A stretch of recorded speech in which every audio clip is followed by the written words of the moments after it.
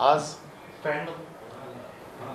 सचिन वाझे यांनी NIA कोर्टामध्ये एक पत्र दिलंय आणि त्या पत्रामध्ये असा उल्लेख केला आहे की मी सचिन वाझे यांना बोलवलं होतं आणि जून-ऑगस्टमध्ये 2020ला सचिन वाझे यांना SBUT प्रकरणामध्ये SBUTच्या ट्रस्टींना बोलवून त्यांची इन्क्वायरी चालू आहे आणि त्या SBUTच्या ट्रस्टींकडनं 50 कोटी रुपये जमा करण्याचे मी त्यांना सांगितलं. त्यांनी दुसरा आरोप केलेला आहे की जानेवारी 2021ला मी मुंबई महानगरपालिकेच्या कॉन्ट्रॅक्टर्सना बोलवून त्यांच्याकडनं 50 कॉन्ट्रॅक्टरकडनं प्रत्येकी 2 कोटी रुपये जमा करावे अशा प्रकारच्या सूचना त्यांना मी दिल्या. या दोन्ही गोष्टी धादांत खोट्या आहेत. या मी नाकारतोय. मी शिवसेना प्रमुख बाळासाहेब ठाकरे यांचा शिवसैनिक आहे आणि माझ्यावरती अशा प्रकारचे खंडणीचे कुठलेही संस्कार नाहीत. म्हणून बाळासाहेबांची शपथ घेऊन आणि माझ्या 2 मुली आहेत ज्या माझ्यासाठी अतिशय जीवश्य कंटश आहे, या 2 मुलींची आणि शिवसेना प्रमुख बाळासाहेब ठाकरे ज्यांना मी माझं दैवत मानतो त्यांची शपथ घेऊन महाराष्ट्राच्या जनतेला हे सांगू इच्छितो की हे सर्व खोटं आहे.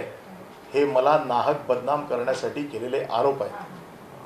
गेले 2-3 दिवस भारतीय जनता पक्षाचे पदाधिकारी आरडाओरडा करत होते की याच्यामध्ये अजून आम्ही एक तिसरा बळी घेऊ. याचा अर्थ त्यांना 2-3 दिवसापासून हे प्रकरण शिजवलेलं आहे. काही दिवसापासून त्यांना या गोष्टीची कल्पना आहे किंवा हे प्रकरण त्या लोकांनी तयार केलं आहे सरकारला बदनाम करण्यासाठी. सचिन वाझे आज पत्र देणार होता याची कल्पना कदाचित त्यांना अगोदरपासून असेल आणि म्हणून ते अगोदरपासून या बाबतीतला गाजावाजा करत होते आणि सांगत होते की तिसरी विकेट आम्ही काढणार आहोत. याचा अर्थ सरकारी केंद्रीय यंत्रणेच्या हाताशी घेऊन सचिन वाझेंकडनं जे आज या पत्रामध्ये आरोप केलेत त्यात एक आरोप पुन्हा एकदा अनिल देशमुखांवरती केलेला आहे, एक आरोप माझ्यावर केलेला आहे आणि तिसरा आरोप अजित पवार जे महाराष्ट्राचे उपमुख्यमंत्री आहेत त्यांचा जवळचा माणूस म्हणून घोडावत जो आहे त्याच्याबद्दलची माहिती याच्यात दिली आहे की त्याने गुटखा प्रकरणामध्ये मदत करावी अशा प्रकारच्या गोष्टी दिलेल्या आहेत. ह्या जे 2 आरोप माझ्यावर केलेले आहेत याचा माझा कुठलाही संबंध नाही. अशा प्रकारची कुठली चौकशी त्या SBUTची चालू आहे हे देखील मला माहीत नाही. आणि महानगरपालिकेच्या कुठल्याही कॉन्ट्रॅक्टरशी आपल्याला सगळ्यांना माहिती आहे, कोणी सांगू शकतं की महाराष्ट्र नगरपालिकेच्या कुठल्याही कॉन्ट्रॅक्टरशी माझी ओळखही नाही. आणि त्यामुळे मी आज कुठल्याही चौकशीला सामोरा जायला तयार आहे. मी कुठल्याही चौकशीला मला चौकशीला बोलवावं, माझी चौकशी करावी आणि चौकशी सत्य बाहेर येईल. मग ती आता CBI कालच CBIची ऑर्डर झालेली आहे आणि आज त्या पार्श्वभूमीवरती हे पत्र आलेलं आहे. सर आप हिंदी में आपका निवेदन रख दीजिए. एक हिंदी में हिंदी में एक निवेदन. अरे एक हिंदी में निवेदन. अरे वैभव बहुत ऑनर जा रहा है सर. एक हिंदी में आपका जो निवेदन है वो हिंदी में रख दीजिए. जो आपने कहा वही हिंदी में. उसके बाद सवाल प्लीज. अरे लाइव जा रहा है. आज NIA कोर्ट में सचिन वाझे ने एक खत दिया है जिस खत में उन्होंने माननीय माजी गृह मंत्री अनिल देशमुख, अनिल परब और अजित पवार के एक निकटवर्तीय श्री घोड़ावत इनके ऊपर आरोप किए हैं. मेरे ऊपर जो आरोप किए हैं जिसमें उन्होंने कहा है कि SBUT प्रोजेक्ट के ट्रस्टियों को मैं बुलाए और 50 करोड़ रुपया उनसे मांगे दूसरी बात उन्होंने कहा है कि मुंबई महानगर पालिका के कॉन्ट्रैक्टर से, हर कॉन्ट्रैक्टर से 2-2 करोड़ रुपया जमा करे। मुझे आज भी ये पता नहीं चल रहा है कि सचिन वाजे एक पीआई था और मैं कौन से कैपेसिटी में उसको ये बात कह सकता हूँ और उससे ये बात कर सकता हूँ कि वो इस चीज़ को हमारे लिए कुछ काम करे। आज सेंट्रल एजेंसी के तरफ से आज ये जो कुछ बीजेपी के लोग 2 दिन से ये कह रहे थे कि अनिल परब का नाम आने वाला है, अनिल परब को रेजिग्नेशन देना होगा। उस 2 दिन के दौरान ही हमें ये पता चल रहा था कि जानबूझ के कुछ ना कुछ ये हो रहा है, क्योंकि 2-3 दिन से पहले ये बोल रहे हैं कि अनिल परब को रिजाइन करना पड़ेगा। इनको कैसे पता था कि सचिन वाजे ऐसा कोई खत देने वाला है? इसका मतलब यह है कि सरकार को बदनाम करने के लिए जो रणनीति बनाई गई है और महाराष्ट्र के मंत्रियों को बदनाम करके सरकार को बदनाम करना है, ऐसा उसमें ये जो दिखाई दे रहा है, सामने दिखाई दे रहा है। सचिन वाजे ने अगर जुलाई में या जनवरी में मैंने उससे कुछ बात कही थी तो आज तक वो किसी को क्यों नहीं बताई? कल सीबीआई आने के बाद में आज लेटर लिखा जाता है, परमवीर सिंह ने जो आरोप किए थे सरकार के मंत्रियों पे, उसमें कहीं पर यह लिखा नहीं था कि अनिल परब भी इसमें आरोपी है, अनिल परब ने भी कोई मांग की है। मतलब कमिश्नर के लेटर में कोई चीज नहीं है।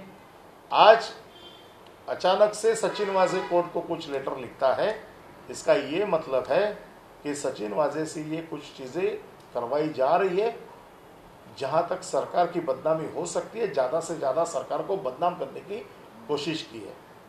मैं आपके माध्यम से महाराष्ट्र की जनता को बताना चाहता हूं, मैं शिवसेना प्रमुख बाला साहब ठाकरे जी का कार्यकर्ता हूं, उनकी सोच में बना पड़ा हूं और मेरी 2 बेटियां हैं जिनको मैं बहुत चाहता हूं। ये दोनों की सौगंध खा के मैं कहता हूं कि ऐसा कोई काम मैंने किया नहीं है, ये दोनों कामों से मेरा कोई संबंध नहीं है, लेकिन मुझे बदनाम करके सरकार को बदनाम करने की ये जो रणनीति चल रही है, इसलिए मैंने आज आपको यहाँ पर बुलाया है। क्योंकि 25 दिन हो गए सचिन वाजे को अरेस्ट करके, लेकिन आज तक कभी ये चीज़ आई नहीं।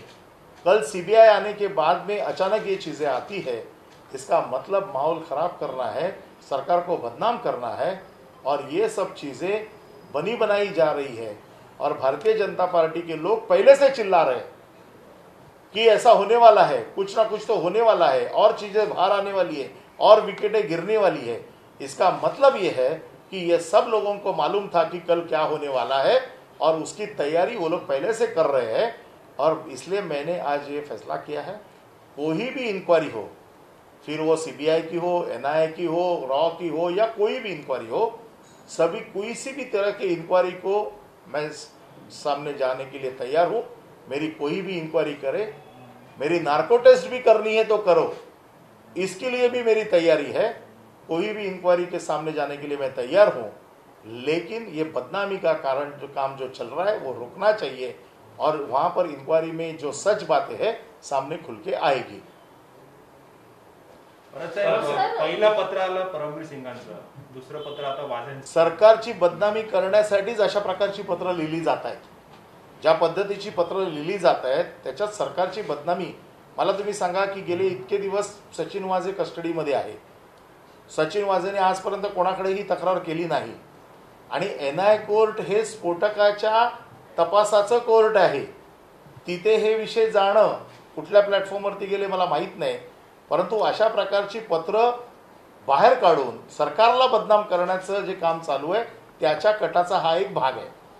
परब साहब, एक बात ये थी कि जो लेटर आज सामने आया है, पहिले मराठी होने दो फिर हिंदी करो। एंटेलिया प्रकरणात पहिल्यांदा वाजेंचं नाव आलं, वाजेंचा शिवसेनेशी संबंध होता। प्रदीप शर्मांना चौकशीसाठी बोलवलं गेलं, प्रदीप शर्मांचा शिवसेनेशी संबंध आहे। तुम्ही असं म्हणतात की सरकारची बदनामी होते, तर असं असताना अजून मुख्यमंत्री गप्प का आहेत? कारण परमवीर यांच्या प्रकरणात सुद्धा मुख्यमंत्र्यांनी अजून काही भूमिका मांडलेली नाहीये, त्यामुळे सरकारचे जे प्रमुख आहेत ते गप्प का आहेत आणि या प्रकरणात शिवसेनेचा संबंध असलेल्यांचीच नाव कशी समोर येतात? नाही, आम्ही कधी गोष्ट अमान्य केलेली नाही। वाजे काही काळ शिवसेनेमध्ये होते हे आम्ही मान्य केलेलं आहे, प्रदीप शर्मा देखील शिवसेनेचे उमेदवार होते, हे देखील आम्ही नाकारत नाही. परंतु वाजेंना अशी कुठली कामं करण्यासाठी काही शिवसेनेने कधी सांगितलेलं नाहीये किंवा शिवसेना त्यांच्या कुठल्या वाईट कामामध्ये सहभागी नाहीये. आता आपली जर एखाद्याची ओळख असेल किंवा आपल्याबरोबर एखादा माणूस असतो, तो जर कुठे दुसरं वाईट काम करत असेल तर त्याच्या बरोबर असलेल्या माणसाला त्याला दोषी धरता येत नाही. शिवसेनेने कधीही कोणालाही असं काम करायला सांगितलेलं नाहीये. शिवसेनेने वाजेला कुठल्याही गोष्टी करायला सांगितलेल्या नाहीये. शिवसेनेत काही काळ वाजे होत आहे, तर शिवसेनेने मान्य केलेलं आहे. प्रदीप शर्मा शिवसेनेचे उमेदवार होते, हे देखील मान्य केलेलं आहे. परंतु कुठल्याही वाईट कृत्यामध्ये शिवसेनेचा सहभाग आहे, हे जे त्याला जे पद्धतीने बदनामी केली जाते, हे चुकीचं आहे. शिवसेना, मी माझ्यासारखा शिवसैनिक देखील बाळासाहेबांनी घडवलेला आहे आणि म्हणून असल्या कुठल्याही कृत्यामध्ये आम्ही कधीच जाणार नाही याची आम्हाला पूर्ण खात्री आहे. आणि म्हणून छाती ठोकपणे आम्ही सांगतोय की कुठल्याही चौकशीला मी सामोरा जायला तयार आहे. पण सर, असं आहे की सुरुवातीपासून एक ईडी असेल, सीबीआय असेल, एनआय असेल, एकंदरीत राज्य सरकारच्या मागे, शिवसेनेच्या मागे हा चष्मेरा सुरू आहे. आता तुमच्यावर आरोप झालेले आहेत, एका मागोमाग एक मंत्र्याला राजीनामा द्यावा लागतो. आपल्याही नावाची चर्चा होती असे भाजपवाले म्हणतात. एकंदरीत सरकारची बदनामी होत असताना सरकार कुठेतरी ही बदनामी रोखायला कमी पडतं असं तुम्हाला वाटतं? केंद्रीय यंत्रणांचा वापर करून अशा प्रकारचा ससेमिरा मंत्र्यांच्या पाठी लावलेला आहे. पण मी शिवसैनिक आहे, मी काही घाबरणारा नाही आहे. मी जर कुठलं पाप केलेलं नाही आहे किंवा मी कुठली चूक केलेली नाही आहे तर मी कशाला कुठल्या यंत्रणेला घाबरू. त्याच्यामुळे मी कुठल्याही यंत्रणेला घाबरत नाही. मी कुठल्याही चौकशीला सामोरा जायला तयार आहे.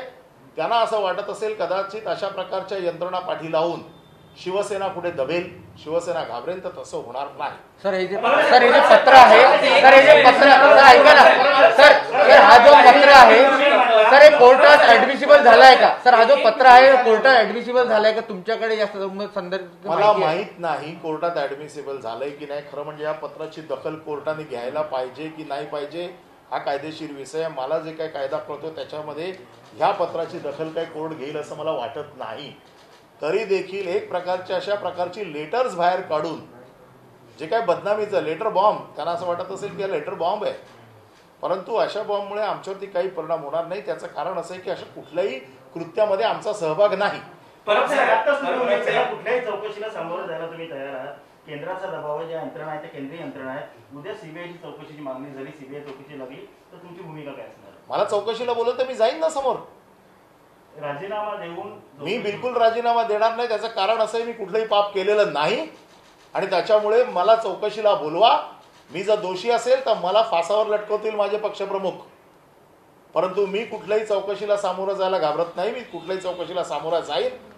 प्रश्न हा आहे की त्या लोकांनी अशा प्रकारचे लेटर बॉम्ब टाकायचे आणि आम्ही धडाधड राजीनामे द्यायचे, हा त्यांचा उद्देश आहे. आणि म्हणून मी जर कुठलं पाप केलेलं नसेल तर मला कुठल्याही चौकशीला सामोरं जायला घाबरण्याचं काही कारण नाही. मुख्यमंत्र्यांशी काही संवाद झाला आहे का? हे पत्र थेट तुमच्या मला आता कळलं पत्र, म्हणून मी ताबडतोब आपल्याला पहिलं बोलवलं. आपल्याशी बोलून नंतर मी मुख्यमंत्र्यांकडे जाईल. दोन अधिकाऱ्यांची झाली त्या संदर्भातलं स्टेटमेंट त्यांचे बाहेर आले. याच्यामध्ये परमबीर सिंग यांनी जे पत्र लिहिलंय याच्या संदर्भात प्रश्नचिन्ह निर्माण झालं होतं आणि त्याच्यानंतर पुन्हा एकदा अशा पद्धतीनं हे लेटर मी पुन्हा एकदा सांगतो की वाजेचे हे पत्र हे काही खरं आहे असं मला वाटत नाही. कदाचित उद्या हे देखील खोटं ठरेल. परंतु उद्देशच हा आहे की अशा प्रकारची पत्रकं बाहेर काढायची, मीडियाच्या माध्यमातून लोकांच्या मनामध्ये संभ्रम निर्माण करायचा, गोंधळ निर्माण करायचा आणि सरकारची प्रतिमा बदनाम करायची, सरकारचे मंत्री कसे खराब आहेत अशा प्रकारचं चित्र निर्माण करायचं, हा याच्या मागचा उद्देश आहे. या पत्रातला कंटेंट आता वाजे तर आतमध्ये आहे, काय माहिती कशा पद्धतीने हे पत्र त्यांच्याकडनं आलंय, कुठल्या टर्म्सवरती आलेलं आहे. त्यामुळे म्हणून माझं म्हणणं असं आहे की या काय ज्याची कशाची चौकशी व्हायची ती चौकशी होऊन जाऊ देत. मला ज्या चौकशीला बोलवतील मी चौकशीला जाईन आणि त्याच्यात काय ते सत्य बाहेर येईल. पण हे पत्र आता बाहेर आलेलं आहे. पत्र बाहेर आल्यामुळे तुमची जी बदनामी झाली तर या प्रकरणात तुम्ही नुकसानी संदर्भात काही पाऊल? मी पूर्णपणे कायदेशीर लढणार. मी लढणारा कार्यकर्ता आहे. मी पूर्णपणे लढाईच्या तयारीत आहे. त्याचं कारण असं आहे की असं घाबरवून किंवा अशा प्रकारच्या धमक्या देऊन किंवा अशा प्रकारचे आमच्यावरती आरोप करून मी बिथरणारा कार्यकर्ता नाही. मुख्यमंत्र्यांचे आपण निकटवर्ती आहात तर तुम्हाला टार्गेट करणं की मी त्याला जानेवारी आणि जून मध्ये सांगितलं होतं. मग गेल्या इतक्या दिवसामध्ये त्याने कधीही या बाबतीत तक्रार केली नाही. परमवीर सिंग यांनी जे पत्र अनिल देशमुखांच्या बाबतीत लिहिलं त्यात देखील ह्याचा कुठेही उल्लेख नाही. सचिन वाझेला अनिल देशमुखांनी पैसे गोळा करायला सांगितलं असा आरोप परमवीर सिंगांनी केला होता. ते जे पत्र दिलं ज्याच्या आधारावरती सीबीआय आलंय त्याच्यात देखील कुठे उल्लेख नाही. परंतु मुख्यमंत्र्यांना बदनाम करण्यासाठी मुख्यमंत्र्यांच्या जवळच्या माणसांना बदनाम करणं गरजेचं आहे. हा एक स्ट्रॅटेजीचा भाग आहे आणि अशा प्रकारची बदनामी करून ह्या सरकारला बदनाम करण्याचं जे धोरण भारतीय जनता पक्षाने आयोजित केलेलं आहे त्याचा हा एक भाग आहे. आणि म्हणून कुठल्याही चौकशीला मग ती चौकशी NIA करेल. बेसिकली NIAची चौकशी ही स्फोटकाच्या प्रकरणातली आहे. त्याचा अजूनही तपास लागलेला नाही की ती स्फोटकं कशासाठी ठेवलेली आहे. परंतु हे प्रकरण वेगवेगळ्या दिशेला नेण्याचं काम हे आत्ता चालू आहे. आणि म्हणून CBI, NIA, रॉ माझी नार्कोटिक्स जरी केली नार्कोटेस्ट जरी केली तरी त्या टेस्टला देखील मी तयार आहे. त्याच्यामुळे कुठल्याही चौकशीला सामोरं जायची माझी तयारी आहे. आणि त्याच्यामुळे माझ्या बदनामीसाठी माझी बदनामी करून सरकारची बदनामी करायची हा जो डाव आहे त्याच्यासाठी मी कुठल्याही चौकशीला तयार आहे. हे सांगण्यासाठी मी तुम्हाला आज इथे बोलवलं आहे. आणि ज्या जनतेने आम्हाला निवडून दिलेलं आहे त्यांना वस्तुस्थिती कळावी. ज्या शिवसैनिकांचा माझ्यावरती विश्वास आहे त्या शिवसैनिकांना कळावं की मी बाळासाहेबांचा शिवसैनिक आहे. अशी चुकीची कामं कुठली करणार नाही आणि ह्यापुढे केलेली नाही आणि याच्या पुढे देखील करणार नाही हे सांगण्यासाठी मी तुम्हाला आज इथे बोलवलं. मुख्यमंत्र्यांना टार्गेट करणं मला टार्गेट करूनच मुख्यमंत्र्यांना टार्गेट करण्याचा हा प्रयत्न दिसतोय. कारण हे जे दोन विषय आहेत हे माझ्याशी संबंधितच नाही आहेत. हे दोन्ही विषय जे आहेत याच्यामध्ये माझा संबंध काय. सर ये किस प्रकार की ट्रिक आपको लग रही है जिस प्रकार से हर एक एलिगेशन के बाद मिनिस्टर्स के रेजिग्नेशन को लेकर ये फ्रस्ट्रेशन है भारतीय जनता पक्ष का. 105 MLA होने के बावजूद भी आज उनको गवर्नमेंट बना नहीं सक रहे. आज 1 साल उनको ऐसे लगा था कि ये गवर्नमेंट चलेगी नहीं. ये गवर्नमेंट मजबूत तरह से चल रही है तो सरकार को बदनाम करने का ये काम उन्होंने शुरू किया है. Sir, why is CM Uddhav Thackeray silent on every CM aspect? जब भी अपना समय आएगा तब वो बराबर से बात करेंगे. उनको ये नहीं मैं बोल सकता हूँ कि उन्होंने कभी बात करनी चाहिए. ही नोज द थिंग्स वेल. उनको मालूम है कभी बात करनी है. जब समय आएगा तब वो बात कर लेंगे. सर आप कानून के अच्छे जानकार है. ये पत्र के बारे में आपको लगता है कि कोर्ट ने एडमिस किया है ये पत्र और अगर नहीं किया है तो फिर ये इसका अर्थ क्या रह जाता है. नहीं ये एडमिट होगा कि नहीं होगा मुझे मालूम नहीं उसका क्योंकि इसकी कोई लीगल सैंटिटी मुझे दिख नहीं रही है जी. क्योंकि ये NIA कोर्ट का ये सब्जेक्ट नहीं है कि कौन ने किसने कितना पैसा मांगा. This is not a subject matter of NIA court. लेकिन इस बॉम्ब को पब्लिश करके ये लेटर को पब्लिश करके मेरी बदनामी तो की ना. सरकार की बदनामी तो की ना. इसलिए मुझे जवाब देना जरूरी है. लेकिन ये जो दबाव बनाया जा रहा है कि आपके इस्तीफे के लिए आप क्या इस्तीफा. मैंने कहा कि वो कह रहे हैं इसलिए मैं इस्तीफा नहीं दूंगा. मैंने कोई पाप नहीं किया है. मैंने कोई गलत काम नहीं किया है तो मैं इस्तीफा क्यों दूं. और मुझे इस्तीफा देने का कारण मुझे इस्तीफा लेने का काम मेरे पक्ष प्रमुख कर सकते, मेरे CM कर सकते. बीजेपी मेरा इस्तीफा मांग नहीं सकते. सर वारंवार जे आरोप होत आहेत बदनामी होते यामुळे आता एक असं वातावरण निर्माण झालं की हे सरकार कधीही कोसळू शकतो. तर तशी परिस्थिती ही आता स्वप्न बघतायत ते की अशा प्रकारचे आरोप करून सरकार कोसळलं जाईल किंवा सरकार पाडता येईल. त्यांचे सगळे प्रयत्न चालू आहेत की सरकार पाडण्याचे किंवा सरकारला बदनाम करण्याचे. पण मला असं वाटत नाही की त्यांच्या ह्या प्रयत्नांना यश येईल. परब साहेब मध्यंतरी एक अशी चर्चा किंवा अशा बातम्या आलेल्या की तुमचा गृह खात्यामध्ये हस्तक्षेप वाढतो आणि त्याबाबतची नाराजी जे माजी गृहमंत्री होते अनिल देशमुख यांनी पवारांकडे व्यक्त केली होती. तर त्याच्यामध्ये किती तथ्य आहे कारण त्या वेळेस त्या बातम्या माझा गृह खात्याशी काय संबंध. नंबर 1 पहिली गोष्ट. परंतु आपल्याला माहिती आहे की मी वकील आहे. माझा कायद्याचा अभ्यास आहे थोडाफार. शिवसेना पक्षात देखील ज्या वेळेला पोलिसांशी संबंधित ज्यावेळेला आम्ही सत्तेत नव्हतो त्यावेळेला पोलिसांशी संबंधित काही विषय असतील तर ते पूर्वीपासून मी हाताळत होतो. त्यामुळे मुख्यमंत्र्यांना जर काय मदत करायची असेल तर मी ते पक्षप्रमुख असताना देखील करत होतो. ते मुख्यमंत्री असताना देखील करत होतो. मुख्यमंत्री हा सगळ्या खात्यांचा प्रमुख असतो. आणि ज्या वेळेला मुख्यमंत्री एखाद्या खात्याच्या बाबतीमध्ये जर त्यांनी मला एखादी रिक्वेस्ट केली किंवा मला सांगितलं की या कामात थोडी मला मदत कर, तर एक मंत्री म्हणून माझं काम आहे, कर्तव्य आहे की त्यांना मदत करणं. पोलिसांशी जी शिवसैनिकांचे जे काही विषय असतात ते गेले मी कित्येक वर्ष हाताळतोय. त्याच्यामुळे पोलीस दलाशी माझा गेले कित्येक वर्षाचा संबंध आहे. याचा अर्थ मी कधीही पोलीस खात्यामध्ये हस्तक्षेप केला असा नाही आहे. पोलिसांच्या अधिकाऱ्यांशी माझं नेहमी बोलणं होतं. शिवसैनिकांची वेगवेगळी कामं शिवसेनेत मी करतो आणि त्यामुळे पोलिसांशी बोलणं हे माझं कामच आहे.